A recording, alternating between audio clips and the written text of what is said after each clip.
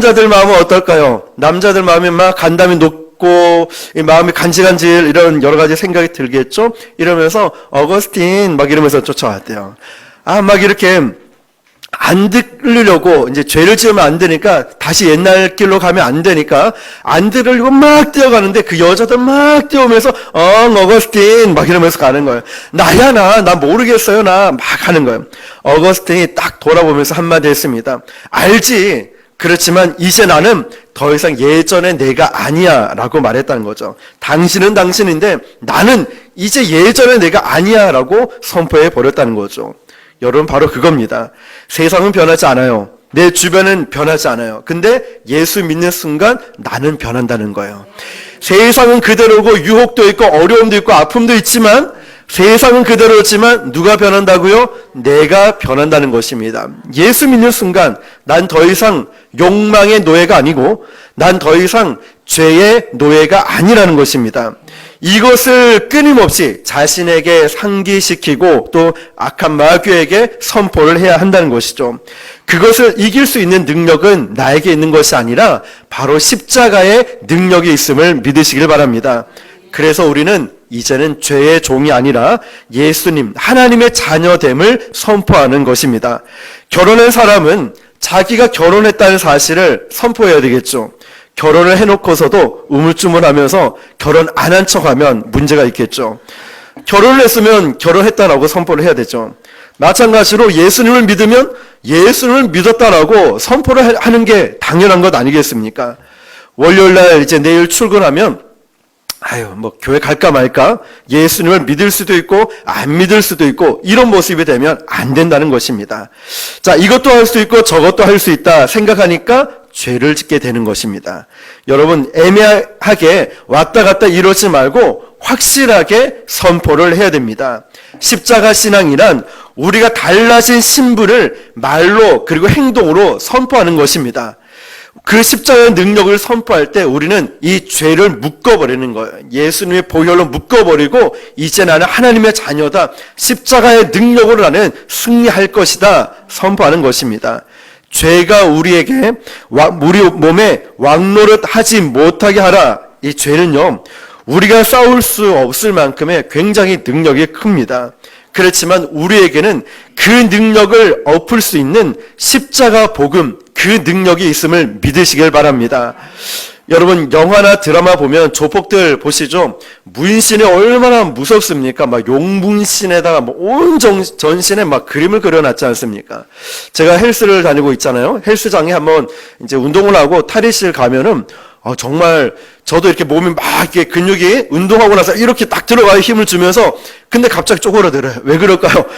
막 조폭같이 막 정말 여기까지 막 용문신을 막 엉덩이부터 시작해가지고 그런 사람 옆에 있기만 해도 무섭더라고요. 조폭의 이 문신 한번 보십시오. 그런데 그런 덩치가 큰 조폭들, 문신 있고 목소리도 눈빛도 막 무서운 이 조폭들이 아주 가냘픈, 옛날에 배영만 아시죠? 배영만 같이 쪼그란 사람이 이런 검사가 한마디에 찍소리도 못한 이유가 뭔지 아십니까? 구속영장을 내미는 거야. 딱. 당신은 오늘부터 체포됩니다. 딱 내미니까 아무리 덩치 크고 무서운 조폭이라 할지라도 그 문서 하나에 찍소리도 못하는 거예요. 왜 그럴까요? 이 A4 용지 문서 하나에 국가의 권위가 있기 때문에 그래요. 조폭이 꼼짝 못한다는 거죠. 십자가는요, 예수님의 보혈로 하나님의 권위로서의 능력이라는 거예요. 그래서 우리가 십자가의 능력을 선포하기만 하면 죄의 세력이 움츠러든다는 것이죠.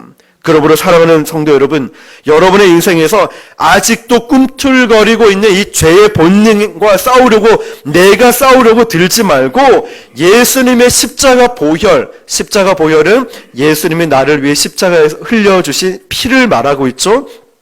예수님의 보혈이 덮어져야 된다는 거예요. 예수님의 보혈을 선포해야 된다는 거예요. 십자가 능력을 선포하는 거예요. 난 더 이상 죄의 자녀가 아니다.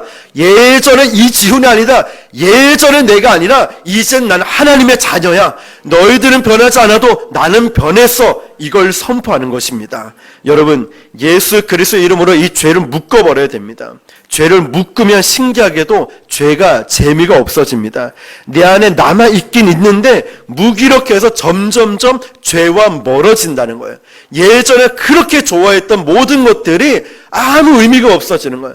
구속한 주만 보이는 거예요. 세상과 나는 간 곳 없이 예수님만 보인다는 거예요.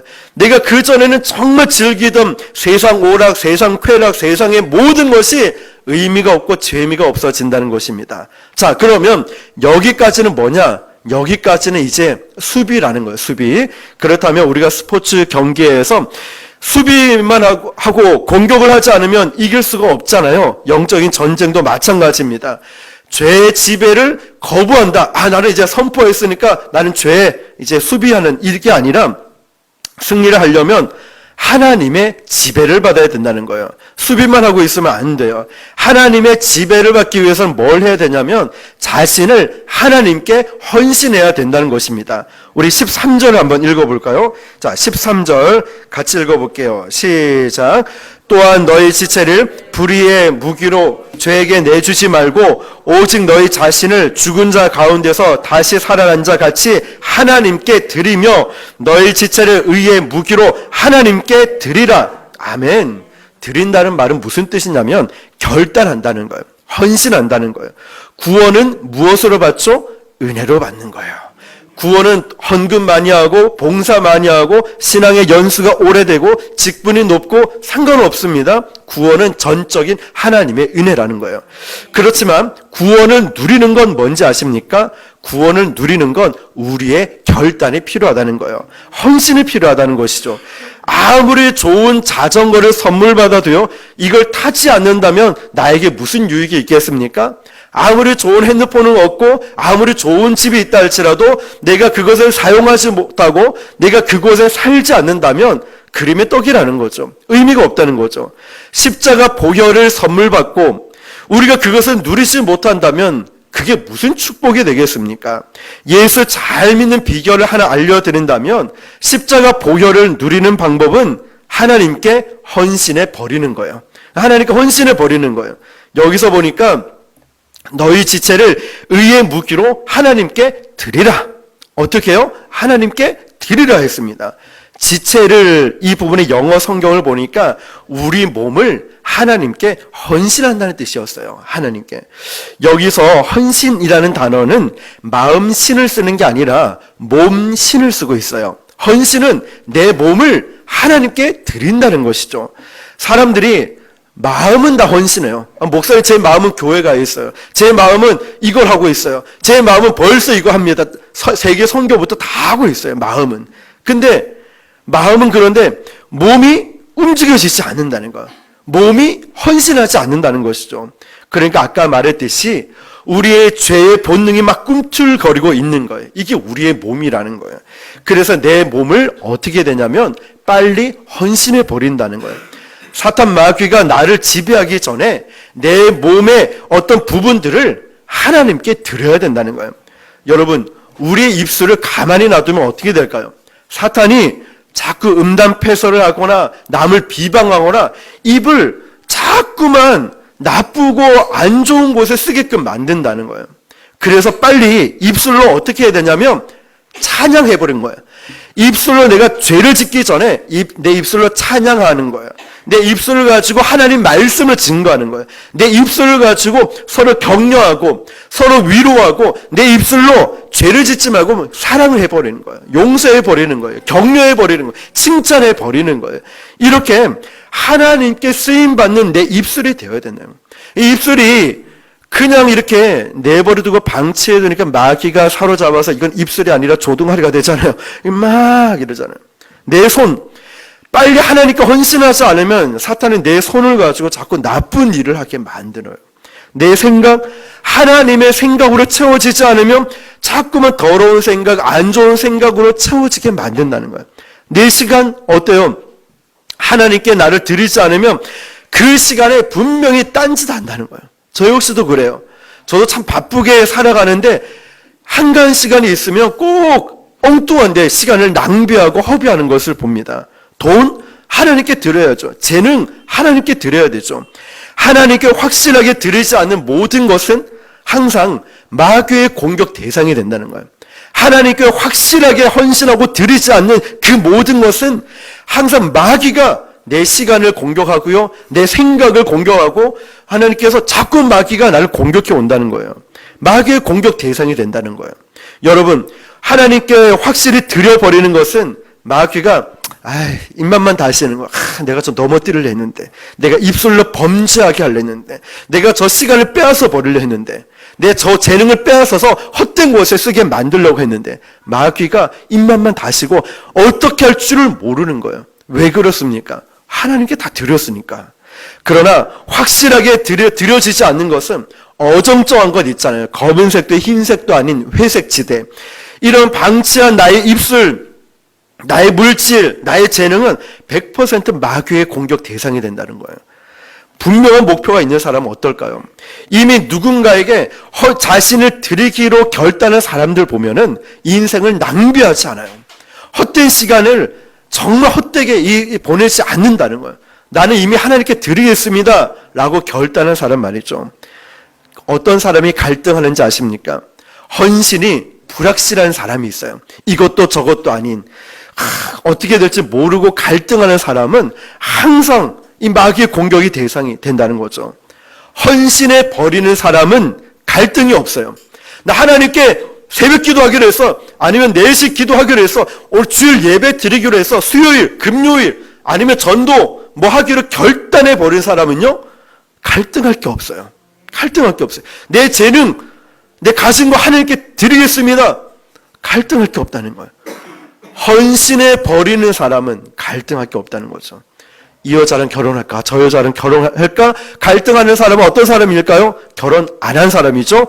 결혼한 사람이 갈등한다면 이게 큰 문제가 되겠죠. 자, 죄는 시간이 남아 도는 사람. 이런 사람들이 자꾸만 쉽게 죄를 지어요. 사람이 하나님의 일로 자기를 채우지 않으면 반드시 어둠의 세력이 나를 장악하는 걸 봅니다. 물이 꽉 차 있는 컵에 다른 거 부어집니까? 안 부어져요. 물이 없네요. 물이 꽉 차 있는데 여기 뭐 꽉 차 있는데 뭐 부어집니까? 안 부어진다는 거예요. 내 시간이 하나님으로 향한 그 시간이 스케줄로 가득 차 있는데 다른 거 채워집니까? 채울 수 없다는 거예요. 내 생각이 하나님으로 가득 차 있는데 채워집니까? 안 채워진다는 거예요. 마귀가 비집고 들어올 틈이 없다는 것입니다. 이미 결혼해버린 사람은 다른 이성으로부터 자유롭지 않습니까? 결혼은 그래서 자유하기 위해서 구속당하는 거죠. 예수 믿는다는 건 뭘까요? 예수님과 결혼한다는 것이죠. 예수님과 결혼하는 그 순간부터 세상과 나는 간 곳 없어지는 거예요. 주님의 신부가 됨으로써 우리는 자유함을 누리는 거예요. 결혼해놓고 아는 척하면 안 되듯이 예수님을 믿으면서도 안 믿은 척 하면 안 된다는 거죠. 아직도 죄를 지을 수 있는 것처럼 행동해서는 안 되는 거예요. 이제 나는 하나님의 자녀이기 때문에 나는 죄를 지으면 안 돼. 내 시간, 내 물질, 내 모든 것 하나님께 드렸으니까 나는 그런 거 생각할 겨를도 없어. 나는 죄 지을 시간도 없어. 나는 헛된 곳에 낭비할 시간이 없어. 왜냐? 이미 하나님께 헌신하기로, 하나님께 나를 드리기로 결단을 해버렸기 때문에. 근데 여러분, 왜 방황을 합니까? 왜 헛되게 낭비를 합니까? 왜 자꾸만 갈등을 합니까? 하나님께 나를 온전히 드리지 않았기 때문에 그래요. 마귀의 공격 대상이 돼요. 내 생각, 내 입술, 내 손, 내 모든 건 말입니다. 확실하게 헌신하셔야 됩니다. 확실하지 않으니까 내 삶에 시험이 많은 거예요. 확실하지 않으니까 내 삶에 자꾸만 갈등이 있는 거예요. 그것이 오늘 말씀처럼 자신을 의의 무기로 하나님께 드린다는 뜻입니다. 그래서 사랑하는 성도 여러분, 십자가를 깊이 묵상하셔야 됩니다. 십자가를 깊이 묵상하면서 오늘 이번 주 제가 2가지 제안을 드립니다. 다시 우리가 십자가 앞에서 나의 옛사람이 죽고 다시 내가 십자가의 복음으로 돌아와서 정말 예수 믿는 사람처럼 회복하고 다시금 힘을 내어서 살아가기 위해서 십자가를 묵상하는데 2가지 제가 제안을 합니다. 하나는 뭐냐면 우리 안에 남아있는 옛사람의 잔재들이 있어요. 사람마다 다르겠죠. 어떤 사람은 뭐 여러 가지가 있을 거예요. 자, 이것을 지금까지는 옛사람, 옛날에 행함했던 모든 것이 아직 남아 있는데 지금까지는 내 힘으로 이기려고 했어요. 내 힘으로 극복하고 내 힘으로 바꾸려고 했어요. 이제는 그렇게 하는 게 아니에요. 예수님의 십자가 보혈로 제가 승리함을 믿습니다라고 선포하는 거예요. 예수님의 보혈을 선포하는 거예요. 자꾸만 옛사람이 나오고 자꾸만 옛날에 상처가 나오고 자꾸만 안 좋은 모습들이 나올 때마다 나는 이제 예수님의 보혈로 승리했습니다. 나는 이제 옛사람이 아니라 나는 새롭게 변화됐습니다라고 선포하는 거예요. 그러면서 내 모습을 주님의 십자가 앞에 내려놓는 거예요. 성령께서 내 마음에 역사하실 수 있도록 나를 드린다는 것이죠. 여러분, 어떤 사람은 음란물을 접하는 이 습관을 끊지 못하는 사람이 있어요. 어떤 사람은 중독을 끊지 못하는 사람들이 있고, 욱하는 성격 아직도 치료되지 못한 분들이 있어요. 운전만 하면 막 난폭해지는 사람도 있어요. 이런 모든 것들이 아직 옛사람의 잔재들이라는 거예요. 구체적으로 이제는 예수님의 보혈로 덮고 예수님의 보혈로 승리할 수 있길 바랍니다. 내 힘으로 안 되는 것 많이 경험하셨죠? 저도 마찬가지예요. 제 힘으로 하려고 하니까 안 됐어요. 이제는 예수님의 보혈로 덮고 이제 선포하는 거예요. 나는 죄에서 자유함을 얻었다. 이제 나는 예수님의 보혈로 승리했다.